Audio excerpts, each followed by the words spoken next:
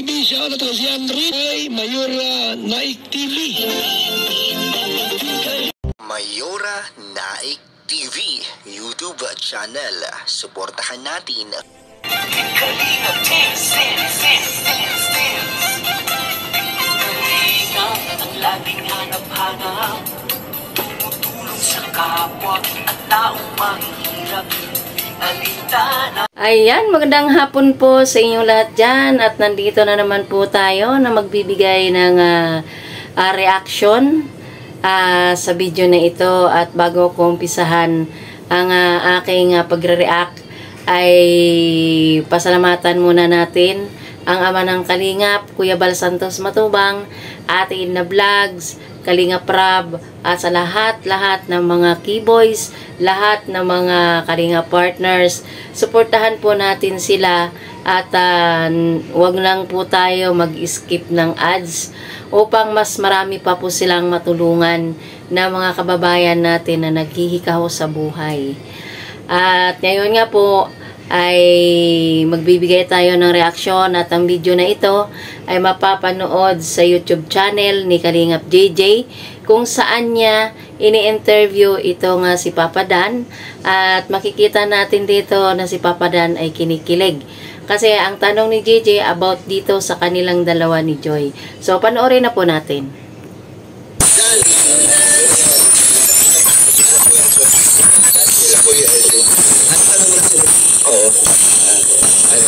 When is the time? Yung perfect day. Perfect day? Oo. Wala pa nga eh. Wala pa? Wala pa nga. Uy, yung labas kami? Oo. Wala pa? Wala pa nga. Pero kung perfect time. Lahat naman perfect time. Perfect time. Sana all! Papa Dan. Halata naman kay Papa Dan na ibang-iba ang kanyang pagtawa pa lang at pagbabanggit sa pangalan ni Joy, at sabi nga niya lahat naman daw ay perfect time. Ay talaga naman nakakakilig. Grabe ka naman. Hindi lang ganyan sabi si para kang tarik. Kuya Edos, Kuya Edo, wala time kasi tanong-tanong. Pares kayo. Kaya palisama mo. Oh, ayan, narinig natin na sabi nga ni Kalingap JJ pagdating dito kay Kalingap Ido ay wala daw siyang panahon. Ayan, totoo yan. Wala nga daw siyang panahon kasi ang kay Kalingap Ido ay puro siya charity at pagtulong sa mga kababayan. So tuloy. Anytime. Hindi mo talaga. Ay, grabe. Nagkakon tayo po yung pure. Ano yung love language mo daw? Kasi maraming love language. Sige. Ang words of affirmation, yung pinupuri mo sa quality time, yan, gusto mo kasama siya lagi. Act of service, yung pinagsisilban mo siya, pinagluluto. Uy! Para ano po yan? Sana yun? Ano ba? Physical touch, di ba? Physical touch, yan. Physical touch. Ano ba yung love language mo dun? Isa na yung acts of service. Effort. Time. And isa din yung words of affirmation. Affirmation. Para di ba, nakaka-encourage din or pa-boost ng confidence niya. Para mas, mas motivate, gano'n. Okay, na nasa kanya na yung nasa kanya na, ang lahat. Lahat. Oh, ayan, narinig natin na kay Joy daw sabi ni Papa Dan ang lahat. Sa totoo lang, na-meet ko si Joy. Wala akong makomment, wala akong masabi kay Joy kasi nakita ko in personal si Joy, at si Joy napakabait na bata, tahimik lang. Kung hindi mo siya kakausapin, hindi kanya sasagutin. Ganon si Joy, tahimik siya. Pangiti-ngiti lang siya. Pero wala akong may picture nga kami ni Joy niyan. So, ayan, si Kuya Papa Dan ay talagang kilig na kilig pag nababanggit ang pangalan ni Joy. Sana all. Grabe naman yung tanong mo. Diba tayo, yung tanungan kasi yung ating love language. Dapat pati yung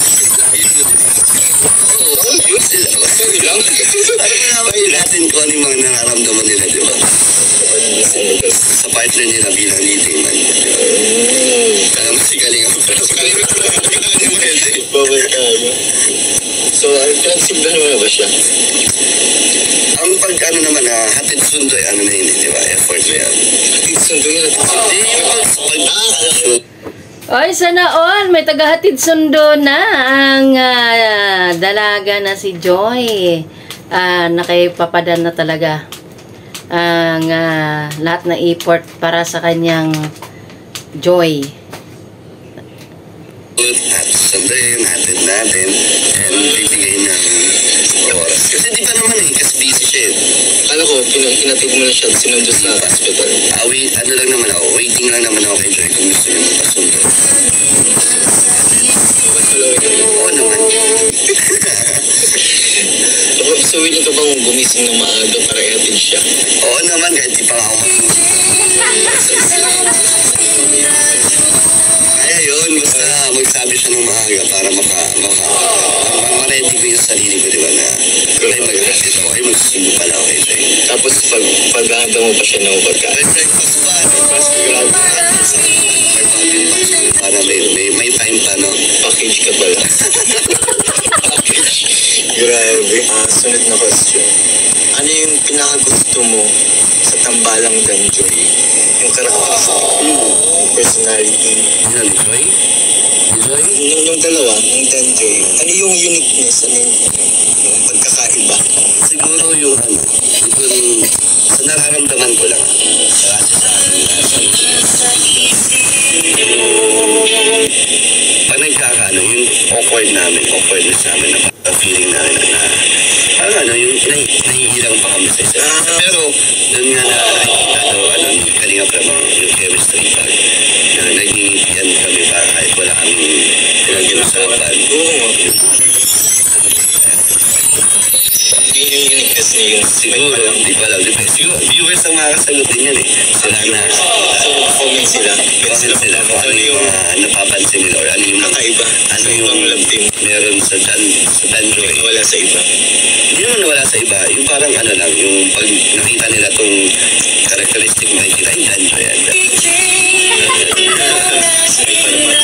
Sa mga nakikita ko kasi sa EDC daw, titigan. Tapos ayan, sabi nga ni Papa Dan, kung sa EDC nga daw ay nakukuha ang kanilang sign ay titigan. Yung kanila naman daw ni Joy ay ngitian. Nasa nilang dalawa, kumbaga sa smile nila pinapadaan ang kanila naman. Ang kaya EDC ay sa titigan. So tuloy natin. Yung mga nagko-comment nga, Danjoy daw, ngitian. Ngitian, so, nakikita pa lang, ngitian agad, okay na, smile na agad. Grabe, ngitian pa lang, ano yun? Naman po, kapag more than ngitian. Ayaw, sa secret, bawal. Ano yung, naaalala mo? Ano yung mga bagay na naaalala mo kapag nakikita mo si Joy? Anong naaalala ko ba nakikita ko si Joy? Kasi meron ganun. Oy, hala, si Papa Dan kinikilig.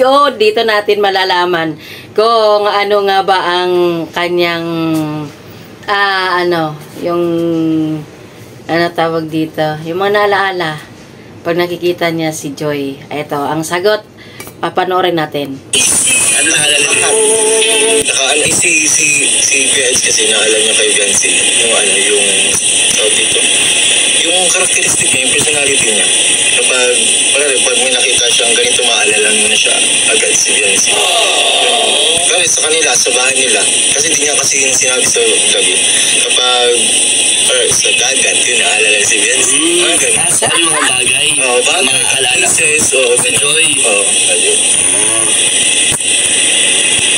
Diba kasi parang kasi, bago pa lang kasi, wala pa ako masyadong, wala ka pa nakikita masyadong makita, pero pag about naman sa kanya, pag maaalala ko siya, siya yung kauna na sumakay sa Oy, di ka! Papa Dan, si Joy daw ang kauna-unahang babae na sumakay dun sa kanyang kotse. Siguro kotse ni Papa Dan bago, no? Sana all. Alam mo siya? Ayun. Si Joy. So kahit wala siya, kahit physically absent siya din sa ano. Mag-imagine ka lang. Kasi kasama naman siya sa... Grabe naman. So totoo ba talagang siya yung ano? Special someone. Special someone. Sinagot na natin ito. Mismo kay Kalinga. And kay Kuya Brooks. Doon mismo din sa si Kuya Brooks na yun nga. Siya talaga yung pinaka-special sa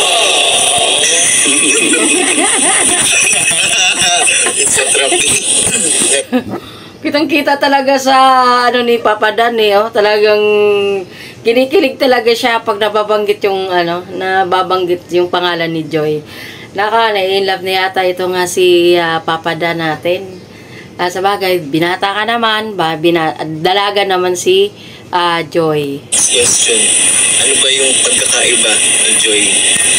Ano yung uniqueness ni Joy sa ibang babae? Ano si Joy? Strong.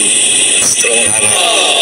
Kakitaan ko si Joy na yung ang daming mga dumating na pagsubok.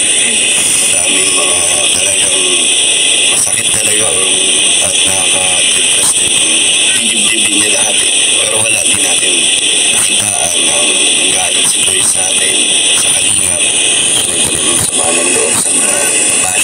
So, ayan, hanggang dito na lang muna ang ating video reaction sa pagpapakilig ni Papa Dan. At hanggang sa muli, ingat po ang lahat. God bless us all. Bye-bye!